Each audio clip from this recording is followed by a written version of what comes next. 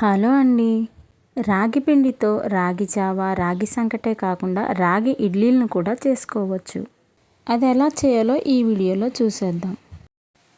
ముందుగా ఒక గిన్నెను తీసుకొని 1 కప్పు వరకు బొంబాయి రవ్వను, 1 కప్పు వరకు రాగి పిండిని, 1 కప్పు వరకు పెరుగును తీసుకొని వేసుకున్న బొంబాయి రవ్వ, రాగి పిండి, పెరుగు కలిసిపోయేలాగా విస్కర్తో కలుపుకోవాలి. కొన్ని వాటర్ని వేసుకుంటూ ఇడ్లీ పిండి మనం ఎలా కలుపుకుంటామో ఆ విధంగా ఈ రాగి పిండిని కూడా కలుపుకోవాలి. ఉండలేమీ లేకుండా విస్కర్తో బాగా కలిపేసుకోవాలి.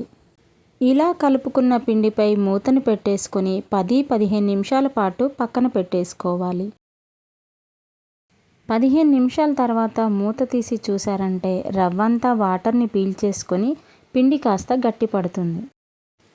ఈ టైంలో రుచికి సరిపడా సాల్ట్ని వేసుకొని చక్కగా పొంగడం కోసం చిన్న స్పూన్ వరకు ఈనో వేసుకొని వాటర్ పోసి కలుపుకోవాలి.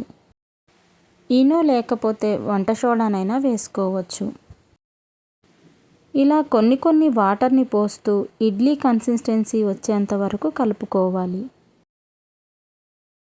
ఇలా కలుపుకున్న పిండిని ఇడ్లీ ప్లేట్లకు నూనె రాసుకొని ఇడ్లీ ప్లేట్లోకి వేసుకోవాలి. నేను ముందుగా స్టవ్ వెలిగించేసి ఇడ్లీ పాత్రలో నీళ్లు పోసి పెట్టేసుకున్నాను.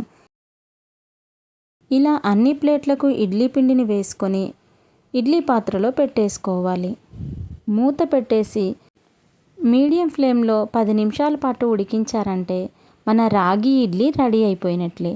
ఇడ్లీ అంతా చాలా సాఫ్ట్గా ఇలా హోల్స్గా వచ్చాయి. నేను కొబ్బరి చట్నీతో సర్వ్ చేశాను. మీరు ఏ చట్నీ వేసుకొని తిన్నా ఈ ఇడ్లీలు చాలా బాగుంటాయి. మీకు నచ్చితే ఒక లైక్ చేయండి. సబ్స్క్రైబ్ చేయడం మాత్రం మర్చిపోకండి. Thank you for watching. మరొక వీడియోతో మళ్ళీ కలుసుకుందాం. అంతవరకు బాయ్.